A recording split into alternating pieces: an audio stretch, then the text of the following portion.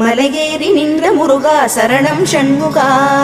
பாட்டின் பொருளானாய் பண்ணின் இசையானாய் ஆதிபழனிநாதனே, காணும் கண்களில் காட்சி தந்த சிரகிரி வேலவனே, அகம் குளிர தொழுது வந்தோம் சென்னிமலை ஆண்டவனே, மலையேறி நின்ற முருகா சரணம் ஷண்முகா.